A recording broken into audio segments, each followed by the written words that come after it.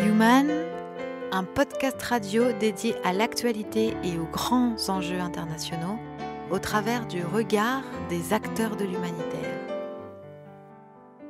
Une émission présentée par Pierre-Alain Gourion.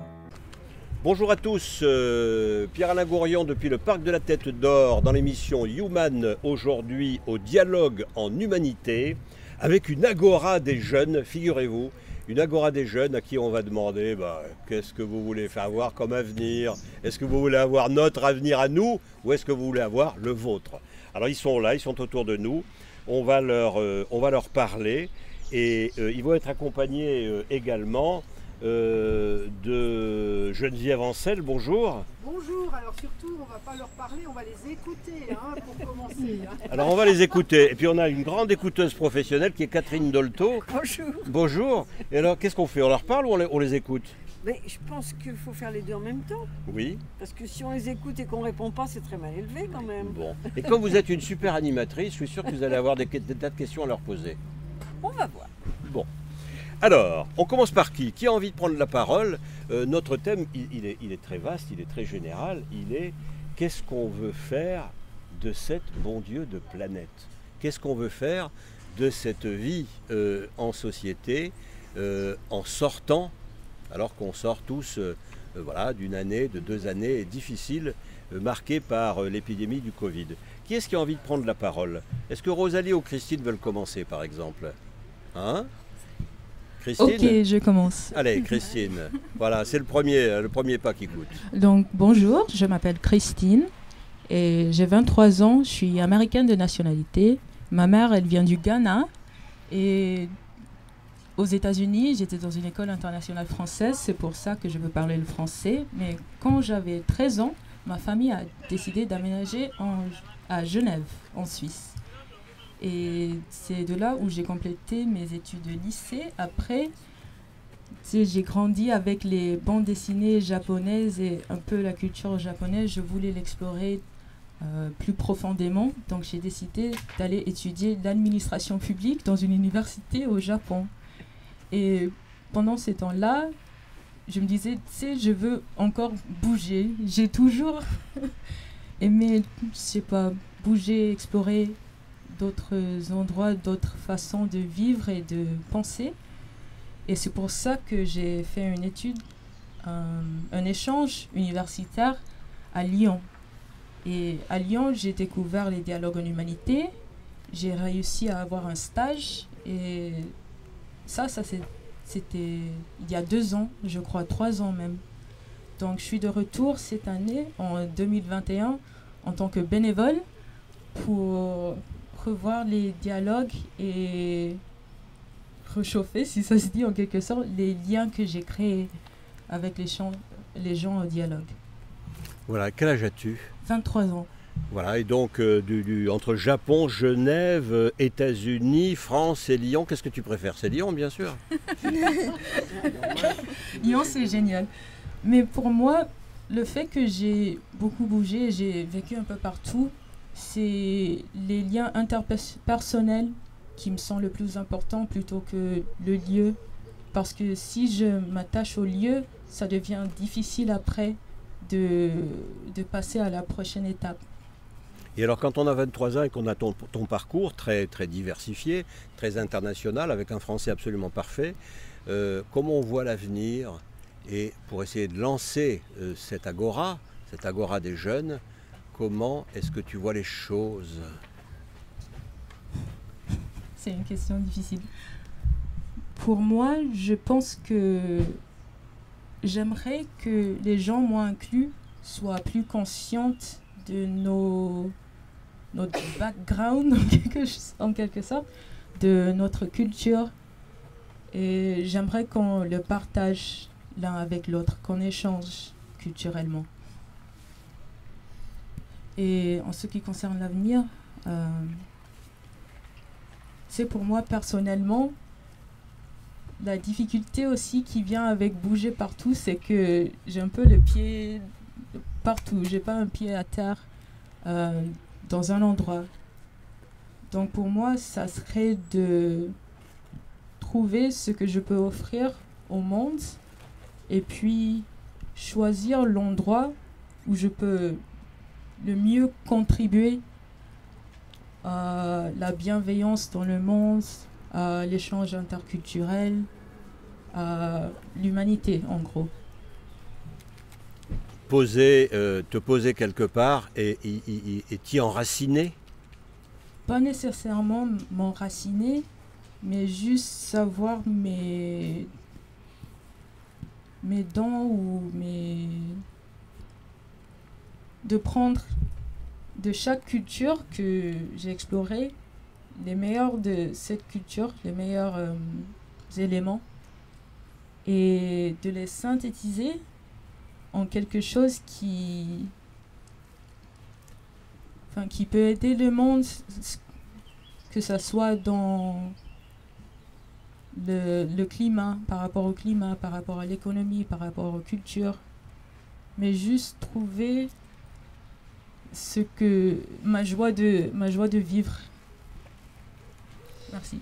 Je crois qu'elle n'est pas très très loin, ta joie de vivre. Alors, quand il y a des réactions, n'hésitez pas, prenez la parole, prenez le micro. Il y a 2 micros qui circulent, et puis vous pouvez vous couper les uns les autres, vous interrompre. C'est bien d'écouter, mais c'est bien de réagir aussi sur tout ce qui se dit. Donc, qui a envie de prendre la parole? Peut-être, je ne sais pas, la voisine de Christine, Rosalie? Bonjour. Bonjour, je m'appelle Rosalie. Ça marche? Ouais. Voilà, oui, ça marche. J'ai 15 ans. Oui. Et moi, je suis engagée pour la planète parce que elle va très très mal en ce moment. Par exemple, la calotte glaciaire en ce moment, elle a atteint un point de non-retour. Donc c'est très important d'agir vite. Et déjà, le climat... le climat se dérègle de plus en plus vite, et par exemple là en ce moment aux États-Unis il fait 47,5 degrés et ça a été jamais vu auparavant. Donc ça montre que c'est pas possible et qu'il faut agir très vite. Alors moi je me suis engagée dans une association qui s'appelle Little Citizens for Climate. Little Citizens for Climate, oui. C'est une organisation internationale, donc il y a plein de jeunes du monde entier, du Bangladesh, de l'Australie, d'Amérique, de partout. Et donc c'est plein de jeunes qui agissent pour la planète, et c'est une association qui est reconnue par les clubs de l'UNESCO. Comment t'es venue l'idée de t'engager à 15 ans dans une organisation non gouvernementale, on les appelle comme ça, qui s'intéresse au climat? En fait, ça a commencé quand j'ai vu des déchets par terre et je me suis mise à ramasser des déchets à Caluire devant le Auchan, et j'ai ramassé 800 litres avec une copine, et ça pendant plusieurs semaines, et du coup je me suis dit, c'était vraiment les déchets qui ont lancé mon engagement. Et donc après on a commencé à faire du zéro déchet avec ma famille, puis petit à petit je me suis intéressée au sujet. Et après, je suis devenue végétarienne à cause de la cantine de l'école. Parce que je sais pas s'il y en a... je pense que tout le monde connaît, quoi. Mais quand ils servent des pâtes de poulet à la cantine, il y en a de partout. Du coup, dans toutes les assiettes. Et je me suis dit, mais combien de poulets il a fallu pour nourrir tout le monde. Et sachant qu'il y a des tonnes d'enfants de France qui mangent des poulets. Et le soir, je suis allée faire des recherches, et effectivement, il y a beaucoup d'animaux qui meurent. C'est environ, je crois, 16 000 par seconde, je suis pas sûre là. Et après, j'ai vu qu'on utilisait les 3/4 de l'agriculture pour nourrir le bétail, et du coup, et que 80% de la déforestation était due à l'agriculture. Donc si je voulais réduire la déforestation pour que plus de CO2 soit absorbé, fallait que je devienne végétarienne, et en plus ça réduisait la maltraitance animale. Du coup je me disais en fait c'est tout bénef, quoi. et du coup le soir même j'ai demandé à ma maman dans mon lit, maman, je voudrais ne plus jamais manger de viande de ma vie. Et elle m'a demandé des explications. Et je lui ai expliqué tout ce que j'avais lu et vu sur Internet. Elle n'est pas végétarienne, ton père non plus? Non, pas du tout. On mangeait quand même assez beaucoup de viande. Et elle m'a dit très bien. Et à partir du lendemain, j'en ai plus mangé. Du coup, ça fait 21 mois que je suis végétarienne. Et du coup, toute ma famille est devenue flexitarienne maintenant. Et voilà. Donc je pense que tout le monde peut faire quelque chose parce que c'est vraiment quelque chose de normal. Enfin, c'est moi, c'est mon expérience, mais moi je suis juste quelqu'un comme ça. Et ça peut être vous pour devenir végétarienne. Vous qui pouvez aller sur Internet et lire des trucs. C'est facile. Bon, par contre, utilisez Ecosia parce que ça plante des arbres. Voilà. Et puis aussi, quand j'étais dans mon association, j'ai demandé à la métropole ce qu'on pouvait faire pour la publicité pour pas que la publicité incite à la consommation. Et finalement, ils m'ont dit qu'on ne pouvait pas agir sur les contenants, mais sur les contenus. Et finalement, la conversation a un peu dérivé. Qu'est-ce que ça veut dire? En gros, c'est-à-dire qu'on peut enlever les affiches, mais on ne peut pas modifier le contenu des affiches. C'est pas vraiment eux, je crois, c'est ça, j'ai bien compris, qui peuvent gérer toute la publicité de la métropole de Lyon. Mais par contre, du coup, je vois ce que fait un peu, par exemple, Philippe Golpo-Bonaro et qui publie des posts. Et j'adore ça parce que il dit, regardez, on a enfin enlevé une publicité sur un immeuble. Et ça, c'est trop bien. Et je pense que toutes les métropoles, elles peuvent le faire. Et ça incite à moins consommer, et puis ça fait moins aussi de pollution visuelle et tout, et donc je trouve ça vraiment cool. et donc justement sur cet entretien, on a le sujet a dérivé et on s'est dit que même si on pouvait pas faire de publicité pour l'environnement, on pouvait très bien sensibiliser autour de nous. Et donc ça aussi tout le monde peut le faire, et donc on allait sensibiliser dans les écoles. Et donc je suis sur ce projet en ce moment, en tout cas je vais le reprendre cet été. Voilà. Par contre je suis partie de mon association, mais ça change rien à mon engagement.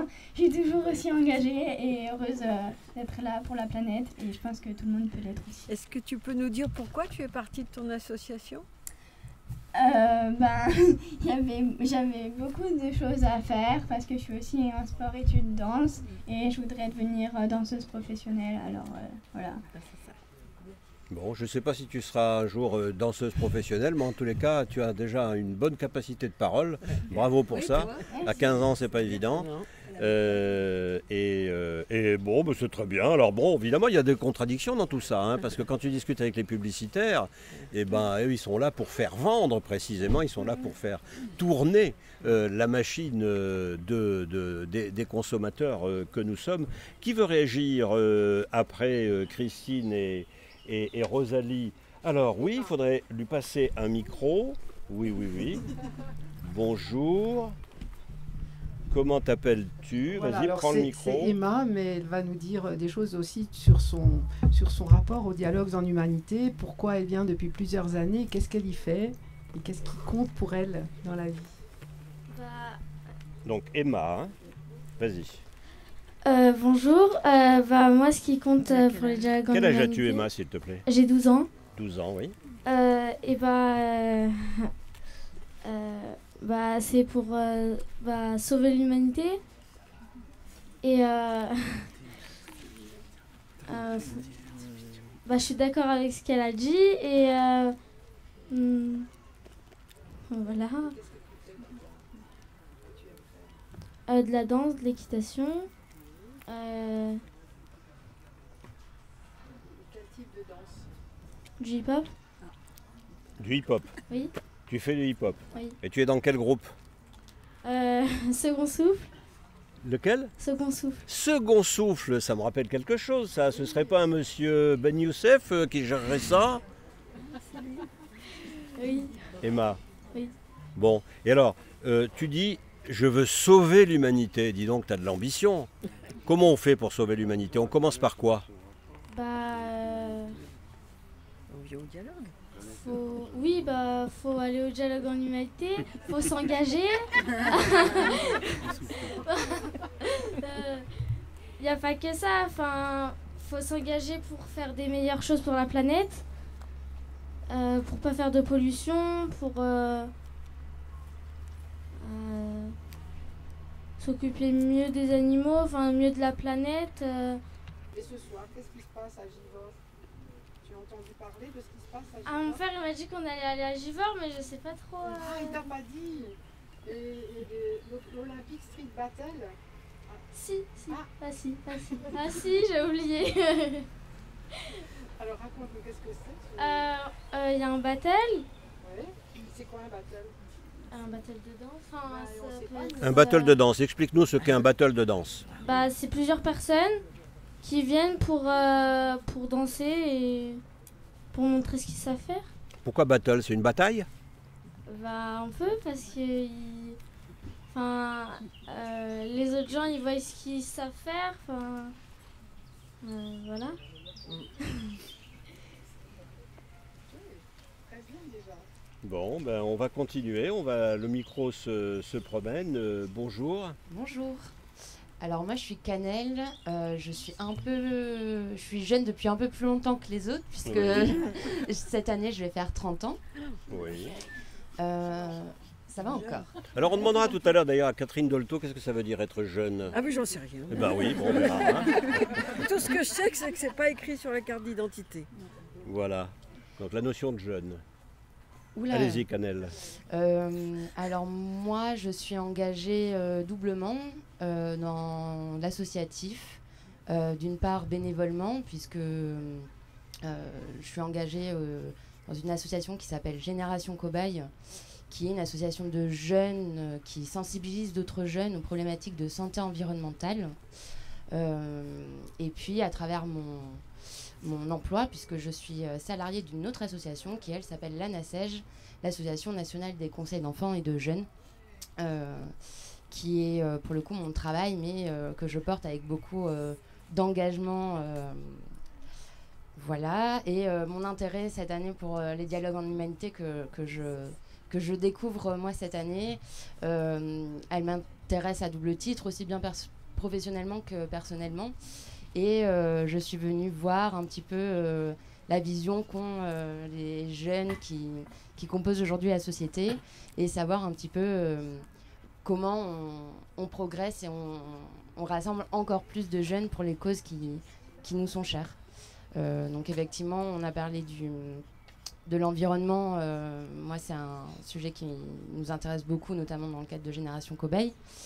Et plus généralement, la problématique que je vois aujourd'hui concernant l'engagement des jeunes, c'est finalement sur le fonctionnement de notre démocratie aujourd'hui et comment on remobilise les jeunes à se saisir de ce qui existe déjà, comment on les remobilise pour aller voter et comment aussi on les insiste à s'engager sous d'autres formes, par d'autres manières, que ce soit dans les conseils d'enfants ou de jeunes, dans les associations, dans les collèges, les lycées, les universités, à travers les associations étudiantes, les conseils de vie collégiennes, lycéennes, etc. Le vote, vous avez voté, vous, par exemple? Oui, je suis allée voter et j'étais même scrutatrice. J'ai procédé au dépouillement des derniers. Est-ce que vous vous sentez cobaye? Ben oui, un petit peu, et un petit peu seule aussi, parce que parmi les scrutateurs, on était peu de jeunes, et parmi ces jeunes, majoritairement des trentenaires. Donc voilà, c'est vrai que ça interroge un peu. Enfin moi, ça m'interroge en tout cas. Voilà, alors on va continuer avec les cobayes que nous sommes tous. Votre voisine, dites-nous votre prénom. Moi, c'est Akemi. Akemi. C'est mon premier aussi dialogue en humanité. Je découvre ça et je vais rejoindre un peu ce que Christine a dit. Moi, je suis du coup d'origine japonaise. Mes deux parents sont japonais, mais je suis née en France. Et du coup, j'ai eu la chance d'avoir une éducation française. Et comme j'avais quand même une culture japonaise à la maison, j'ai toujours voulu habiter au Japon juste pour découvrir plus la culture. Et progresser, améliorer ma langue japonaise aussi. Du coup, j'ai fait 2 ans au Japon. Et j'ai 27 ans maintenant. Mais du coup, quand j'étais plus jeune, je m'interrogeais beaucoup sur mes origines en fait. Parce que j'étais à moitié japonaise, mais à moitié française, mais pas 100% française et pas 100% japonaise.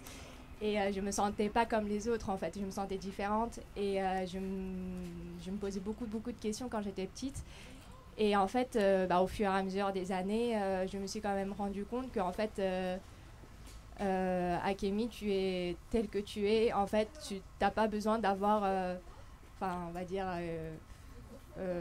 bien sûr, j'ai une nationalité sur ma carte d'identité, mais d'être, on va dire, dans le cercle des Français ou dans le cercle des Japonais, vraiment, tu as les 2 cultures et c'est ça qui fait ta beauté en fait. Et j'ai le droit d'être différente des autres, d'être comme ça en fait, d'avoir les 2 cultures.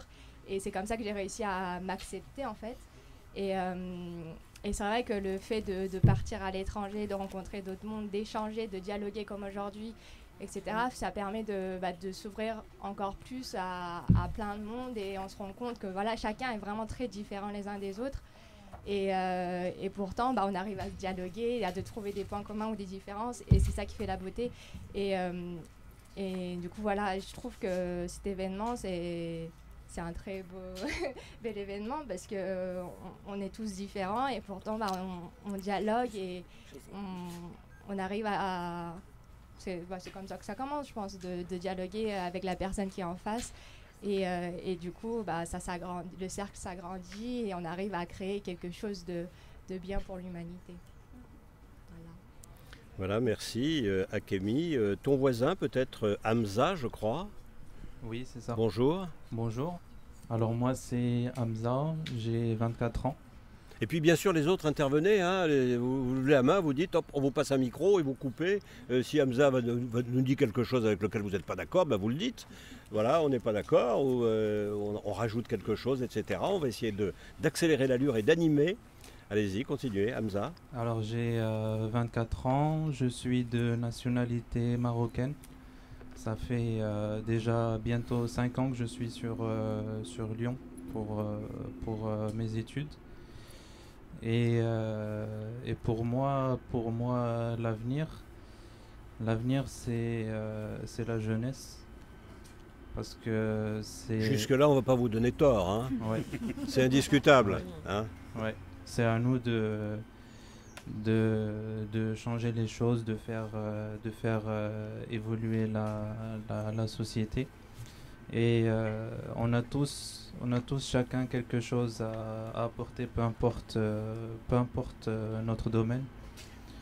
Et pour ça, il suffit de toujours s'efforcer à être le meilleur dans ce qu'on fait, à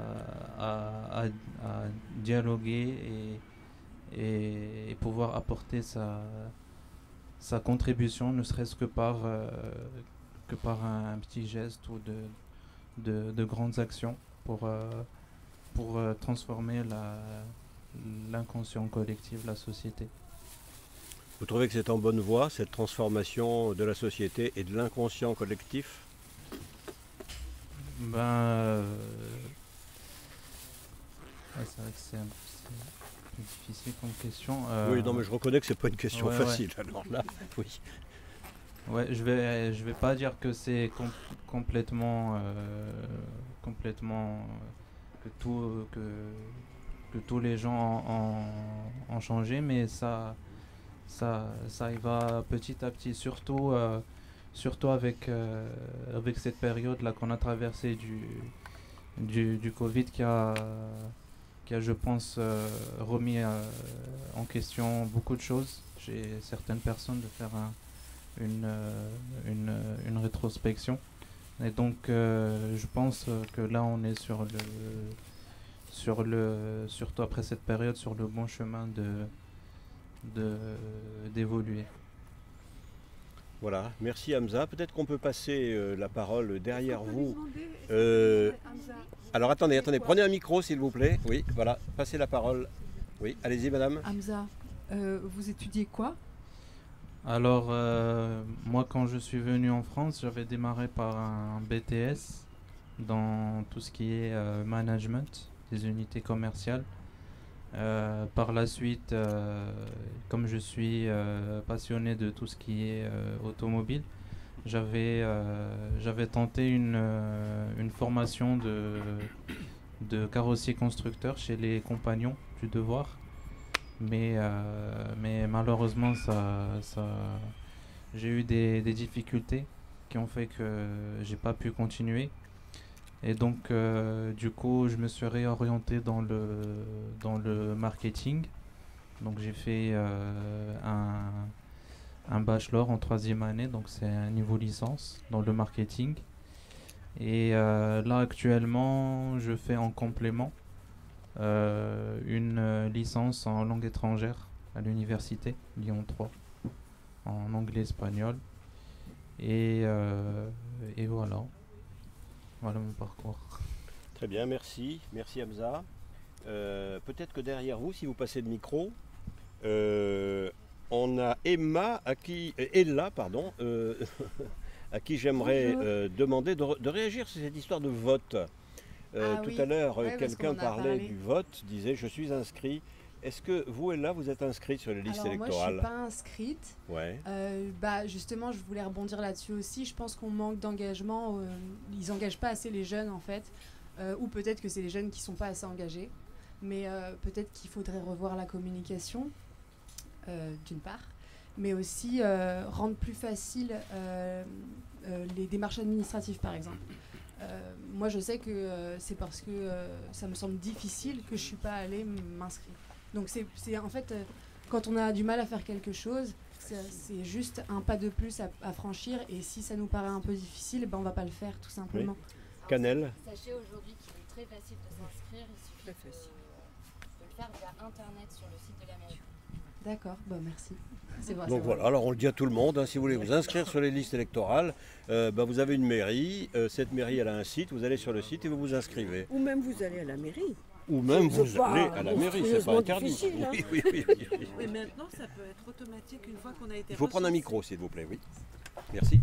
Une fois qu'on a été recensé à l'âge de 16 ans à la mairie de l'endroit où l'on vit, l'inscription sur la liste électorale est automatique et vous recevez votre carte d'électeur dès vos 18 ans. J'ai pas 18 ans, mais je le sais. Voilà, j'ai dû passer entre les mailles du filet parce que j'ai rien reçu moi. Mais alors, au-delà de cette histoire d'inscription sur la liste électorale, est-ce que, l'offre politique que vous voyez vous satisfait?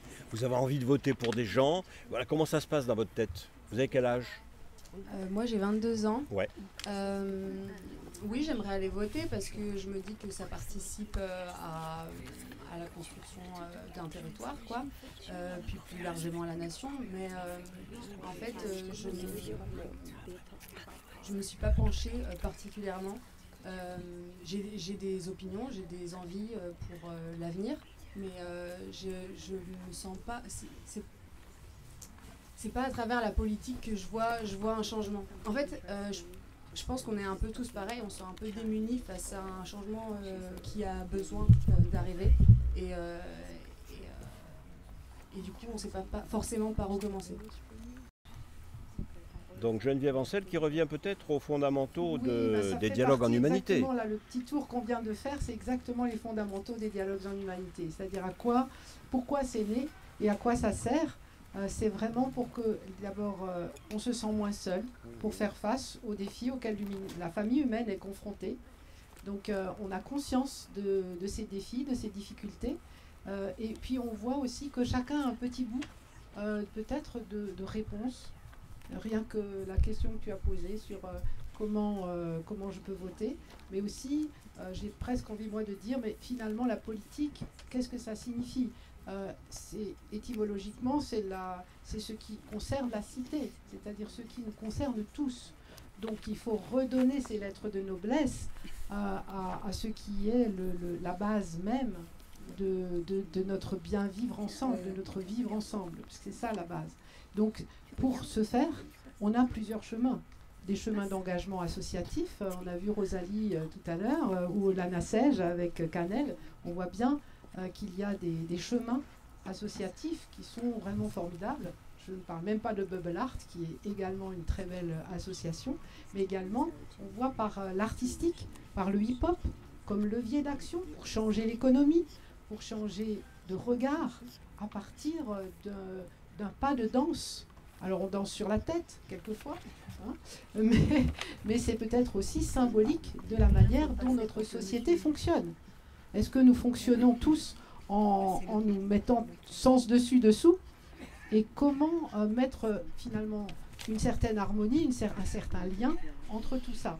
Eh bien, on peut voir en faisant ce tour qu'il y a différentes façons d'interagir, de réagir, de proposer, mais aussi de monter en capacité tous ensemble. C'est-à-dire que si on se relie, ben, forcément on est plus fort. Donc voilà, peut-être continuer et avoir aussi l'expérience de nos amis qui viennent de Birmanie pour certains, en tout cas qui vivent aussi l'histoire avec un grand H de façon extrêmement forte, même si nous aussi, avec Rosalie, les uns et les autres, on a pu s'exprimer par rapport à ce que nous vivons ici, mais ce qui se vit dans d'autres pays. Ce matin, on a beaucoup parlé de l'Afghanistan, mais voilà, la Birmanie aussi fait partie de ce que nous avons envie de nous relier, mais aussi bien de façon, comment dire, sans donner de leçons, en étant humble, parce que c'est vrai que chacun a des marges d'amélioration. Et voilà donc la balle lancée de l'autre côté de notre agora vers apparemment une ressortissante birmane, c'est bien cela. Allez-y, prenez le micro. Bonjour. Bonjour. Voilà, dites-nous votre prénom. Oh yes. Oh, okay. You want to speak English? Yes. Okay. Okay, we can do that. All I can say is bonjour, enchanté, and my French is ended here. Okay. Can you tell us your name? Yeah. Okay. Yeah. My name is Chu. I'm from Germany, Myanmar. Actually, I'm an artist and I paint. So before the coup, I always have been painting about the Myanmar situation, the women's situation in Myanmar. So it's a little bit like a feminist painting. So I always explain about the way the culture and society control and how they train, how they raise the women in Myanmar. So and also about the power and the strength of the Myanmar women, because the feminists in our country, we have our own different version of to have the equality. It's not like a Western feminism, and also we have our own problem, we have our own different culture, society, so we have different problems. So in this point of view, I speak out about the women's situation in Myanmar. But after the coup, the way so what is the situation now in Myanmar? Yeah. Birmanie So, pour les Français. yeah. Oui. So in February 1st, something really horrible was happened. There was a military coup, and a bunch of the general, they took the power from the civil government. Donc l'armée a pris le pouvoir il y a quelque temps, oui, en janvier. They captured all our elected winning leader, and they took the power and they controlling the country. So the first 3 days was really invisible coup. Everything was silent and it's normal day, just a normal day. But starting from the 4th day, 15 million people, they went out on the street to demonstrate and to tell that they don't like the military coup. And that time, I think the military government, I think they were surprised because 15 million people on the street and they were demonstrating and the world was watching. So I think they were a little bit, maybe they don't know how to respond this a massive group of people on the street. But after that, I think they started to defeat. They have to defeat it because they want to keep the power. So what they are doing is the peaceful protest, the harmful protest, the civilian, they use a real bullet, they shoot it.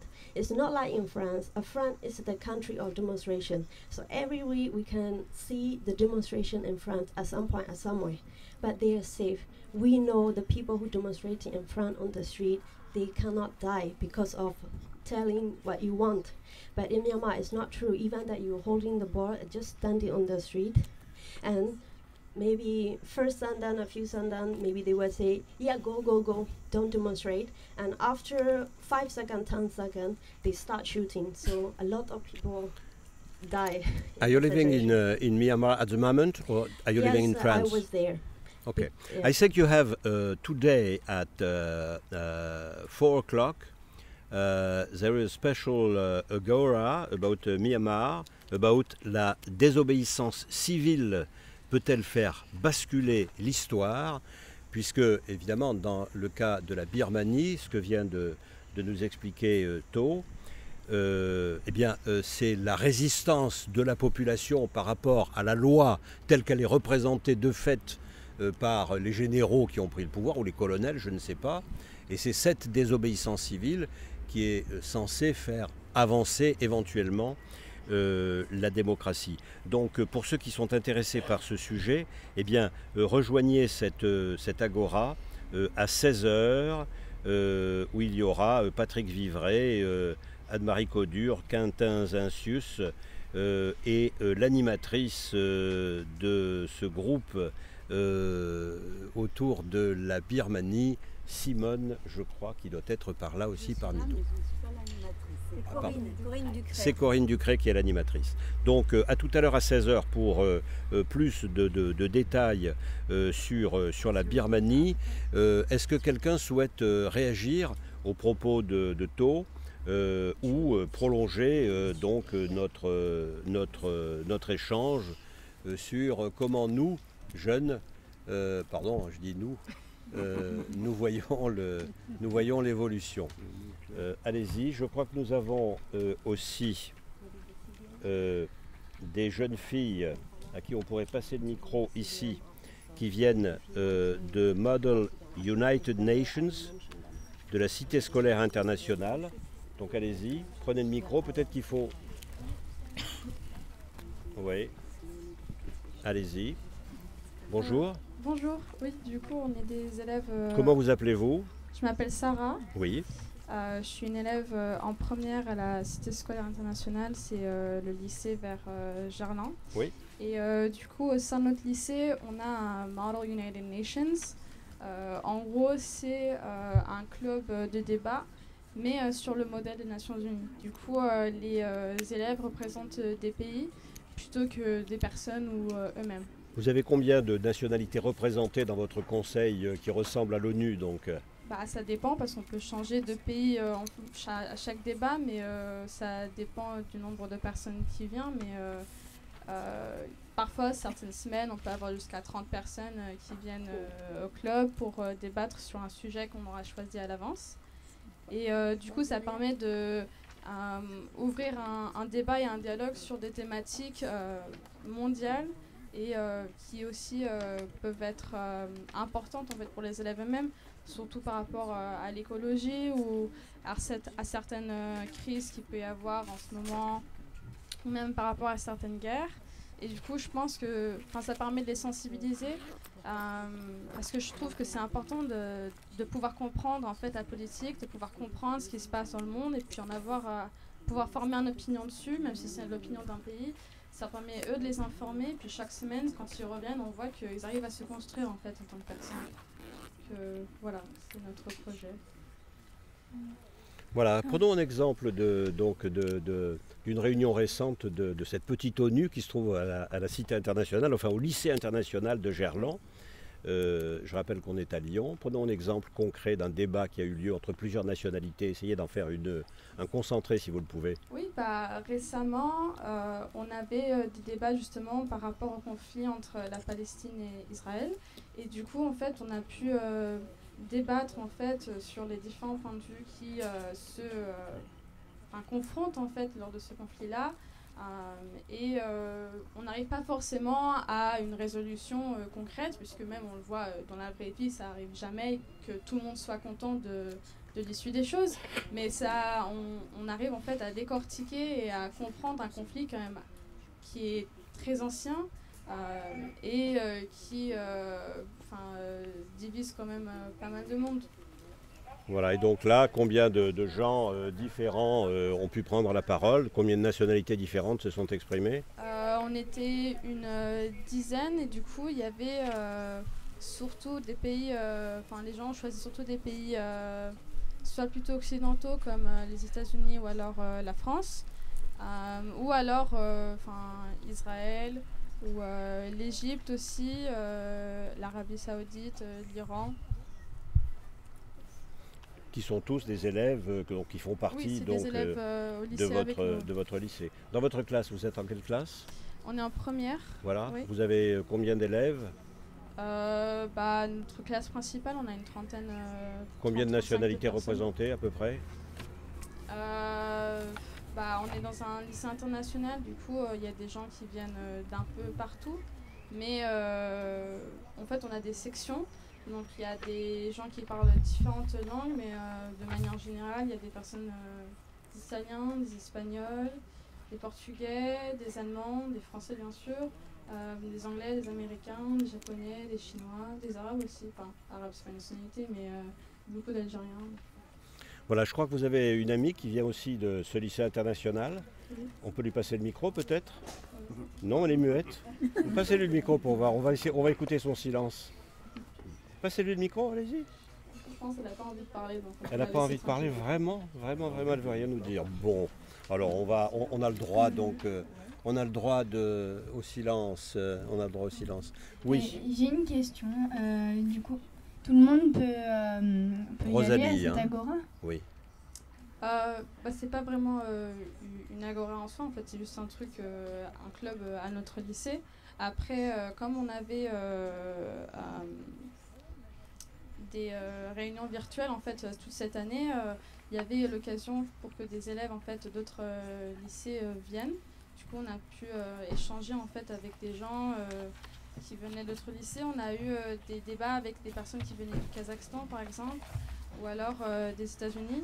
Du coup, ça c'était une chance pour nous, mais ouais, c'est un club en fait à notre lycée. Mais il y a tout le monde qui, n'importe quel élève de la 4e jusqu'à la terminale qui peut venir, intervenir et parler.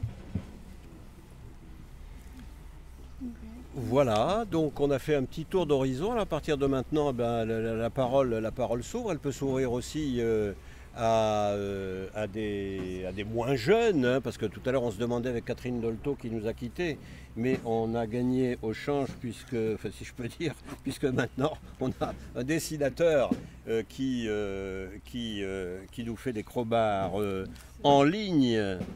Et alors par exemple là il nous a fait mode été 2021.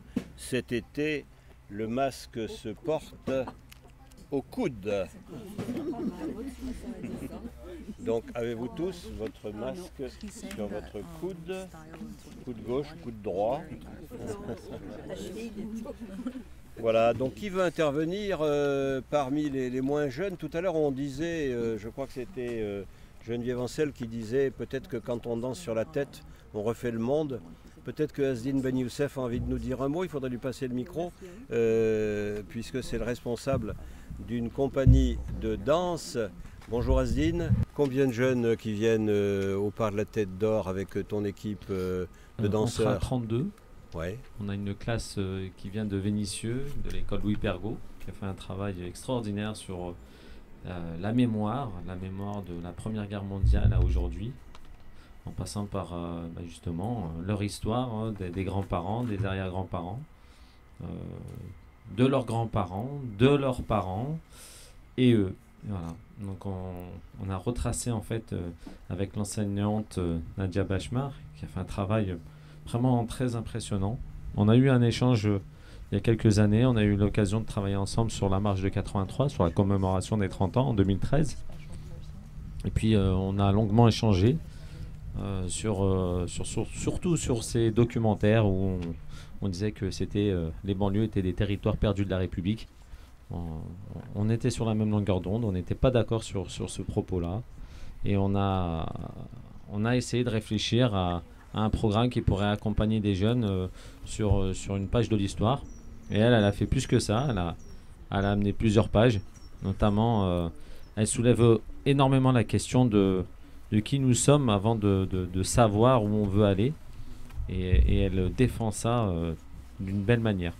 De quelle manière est-ce que la danse peut aider les jeunes à progresser sur le chemin que nous explorons ce matin? C'est une très bonne question parce que justement hier on m'a posé cette même question en conférence au lycée des Canuts parce qu'on a eu une classe en décrochage scolaire qu'on a pu avec des jeunes qu'on a pu notamment rattraper au virage et tous dans cette classe, ils sont 9 dans la classe, ils ne sont pas 24 ou 22 et tous ont eu un parcours aujourd'hui on va dire avec beaucoup d'avenir parce qu'ils ont pu chacun trouver un contrat d'alternance et la danse les a énormément poussés, ils l'ont dit, ils l'ont exprimé sur la confiance en soi. Mais moi je dirais que c'est pas seulement une confiance en soi, c'est aussi de se dire que on est capable de le faire et qu'on va réussir à le faire. Et il faut faire des étapes. Si on parle tout de suite, tout à l'heure j'entendais sur la question de l'écologie. C'est bien sûr que c'est très important. Mais je pense que pour certains jeunes en banlieue, moi je défends l'alimentation. Voilà.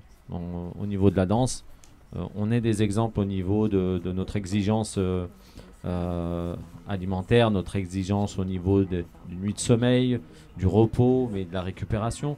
Et ça, on le met en avant. Et aujourd'hui, on mène un programme sur ce volet-là. Parce qu'ils nous voient tourner sur la tête, comme tu le dis très bien là. Ils nous voient faire des prouesses techniques et physiques. Notamment, le breakdance fait partie des JO 2024. C'est une très bonne nouvelle. Et en même temps, il va falloir aussi surfer là-dessus pour pouvoir amener une autre idée de notre alimentation auprès de ces jeunes. Et moi, je vise particulièrement les jeunes en banlieue. Voilà, qui a envie de réagir dans la suite de nos échanges? Je m'appelle Marie-Jo et voilà, il se trouve que cette année, j'ai participé à la Biennale de la danse. Et je voulais juste dire qu'en fait la danse, cette année elle était sur le thème de l'Afrique, la Biennale. Et c'est vrai qu'il y a aussi cette dimension où vraiment les danseurs, les chorégraphes vraiment se sont exprimés je veux dire avec un message carrément politique, très très net, très sensible. Et voilà, c'était juste préciser ça. Voilà. Oui, bonjour. Donc je suis Martine. Je voulais vous remercier les jeunes, ça fait grand plaisir de vous voir et de vous voir d'abord présents et engagés et plein de questions parce que rien n'est plus important aujourd'hui que de devenir question. Et je voudrais remercier notre amie franco-japonaise pour le témoignage parce que c'est très fort de dire finalement j'ai retrouvé mon identité véritablement à travers les dialogues. Moi, je suis enseignante en arts martiaux et en particulier Aikido depuis l'âge de 18 ans. Je vais arriver à 70. Et du coup, je suis devenue un peu franco-japonaise à force de baigner dans cette culture extraordinaire qui est la culture traditionnelle japonaise. Et je trouve qu'aujourd'hui, quand on se retrouve soi-même, eh bien, on est un peu comme des fraisiers. C'est-à-dire qu'on a planté des racines un peu partout et que c'est ce qui fait notre force et c'est ce qui fait la force des dialogues et en particulier des dialogues en humanité. Donc merci pour le témoignage, vous les jeunes. Voilà, cobaye, fraisier, qui dit mieux? Oui. Bien sûr. Bonjour. Alors moi c'était pour vous parler de... Dites-nous votre prénom. Louisa. Louisa. C'était pour parler de mon collège parce que en fait je suis éco-déléguée et dans mon collège Éco-délégué. Oui. Qu'est-ce qu'un éco-délégué? À la base c'est quelqu'un qui aide l'autre délégué et aussi c'est quelqu'un qui par exemple on a des associations comme... Mais qu'il aide dans quoi? Dans le domaine de l'écologie, de l'économie, de quoi? Il aide l'autre délégué à s'occuper de la classe. Ouais. Mais sinon, il s'occupe un peu de la planète. Il a des associations comme Cubes. c'est pour voir pour faire des économies d'énergie. Donc on a fait dans le collège un test. On avait un sac, on devait ouvrir notre robinet, mettre de l'eau dedans pendant 10 secondes. Et après on devait mettre un petit mousseur dedans et voir l'économie que ça faisait. Pour mettre dans plusieurs collèges, pour voir si ça marchait vraiment, pour faire beaucoup d'économies. Pour moins consommer d'eau? Oui. D'accord. Et aussi ça marche pour les énergies lumière, mais on n'a pas encore travaillé sur ça. D'accord. Et avec notre prof de SVT, on a eu il n'y avait que 2 classes de 5e qui ont été prises, dont la mienne. Et on a parlé du climat. Et en fait, on va faire une boîte à outils où, pour expliquer, c'est un projet de Lyon. Bon, j'habite pas à Lyon, mais c'est pas grave. Et en fait, on va expliquer. Et là, on est sur c'est l'île du beurre. Et c'est pour regarder. À l'île du beurre? Oui, à Condrieu. Vers Condrieu, oui. D'accord. Et Qui est une île, il faut préciser. Qu'est-ce que c'est que cette île? Qu'est-ce qu'elle a de particulier? C'est une île protégée, il n'y a personne qui peut aller dessus. C'est vraiment protégé, il n'y a que les animaux qui vont là-bas. On peut se promener à côté, mais c'est pas sur l'île. Donc voilà. Et du coup, en fait, il y aurait des gens qui viendraient à l'île du beurre, enfin pas dans l'île, mais à côté, et qui regarderaient déjà les impacts qui a déjà été autour de nous. Et du coup, on a fait une sorte de boîte à outils. J'ai pas eu le temps de voir la fin parce que j'ai pas pu être au collège la semaine où ils ont fini ça. Mais j'ai trouvé que c'était vraiment bien et que on parlait pour une fois de nous, parce que souvent on parle de l'écologie, mais plus des autres pays, pas du nôtre. Et voilà. Donc merci Louisa. Quel âge as-tu, en quelle classe? 13 ans et je suis en 5e. D'accord. Bon, merci. Et donc tu es éco-responsable de ta classe quelque part? Oui, oui. C'est-à-dire que tu regardes dans ta classe de quelle manière il est possible de faire des économies d'eau, d'électricité, de quoi d'autre? Aussi en classe, on a une boîte où on met tous les feutres, tout ce qui est plastique qu'on utilise en classe, Ouais. on les met dans une boîte. Oui. Et la boîte, après, je crois que c'est tout ce qui va être recyclé. Et voilà. Et aussi notre collège, il prend tous les brouillons et on fait des cahiers de brouillons avec. D'accord. Voilà. D'accord. Voilà, qui veut réagir? Peut-être derrière toi, il y a une personne qui ne s'est pas exprimée encore? Non? Allez-y. Prenez la parole. Qui a envie de s'exprimer? En priorité les jeunes, mais s'il y a des moins jeunes et des vieux qui se sentent jeunes, parce que tout à l'heure avec Catherine Dolto on disait mais qui est jeune et qui ne l'est pas? Et elle me disait que je crois que c'était Edgar Morin, qui sera peut-être des nôtres demain ou après-demain, qui disait je suis vieux mais je suis très emmerdé parce que je me sens jeune. Et comme il a 100 ans ce monsieur, évidemment. Alors allez-y, oui, vous avez un micro à votre disposition qui va vous arriver. Bonjour, je m'appelle Solène et j'ai 19 ans.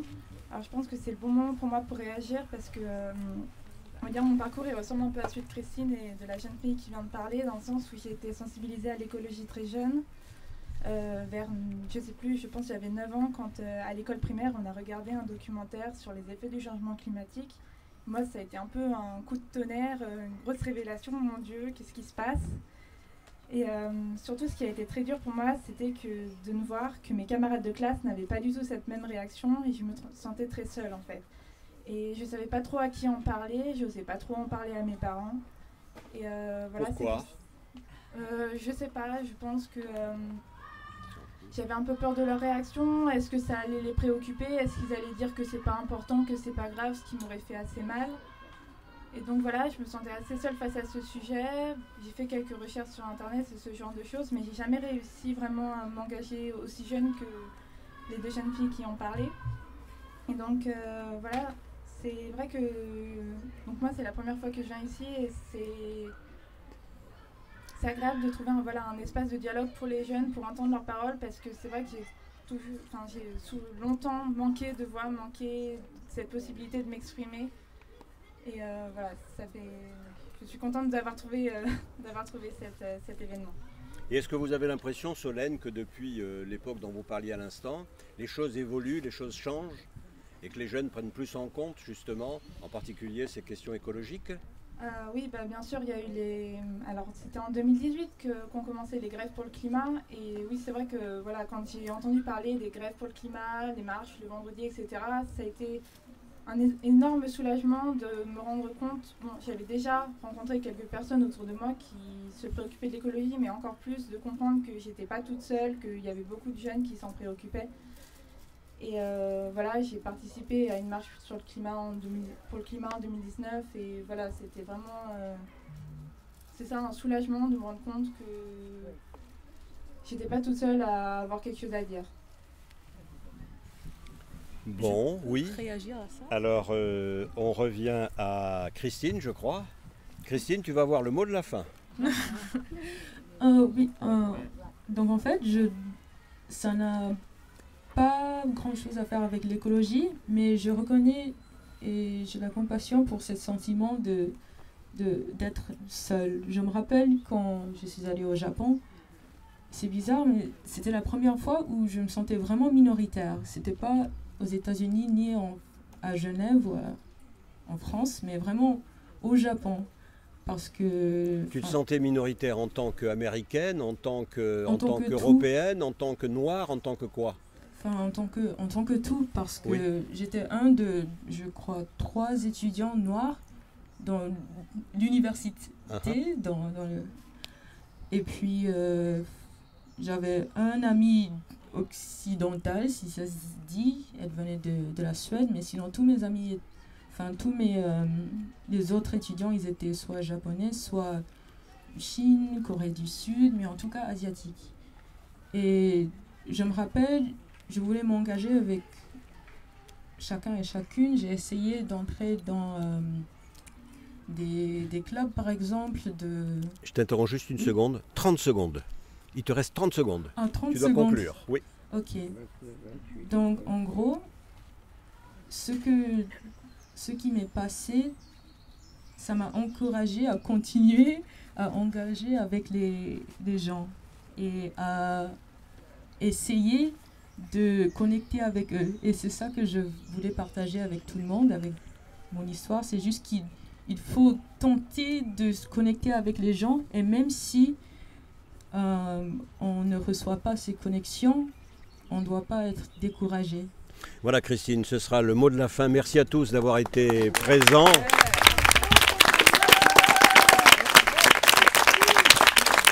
Et le mot de la fin, c'est ça, c'est les dialogues en humanité, l'anti-solitude.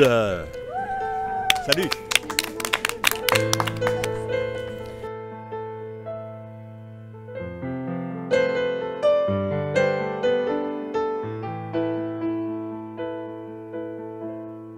Human, un podcast radio dédié à l'actualité et aux grands enjeux internationaux au travers du regard des acteurs de l'humanitaire.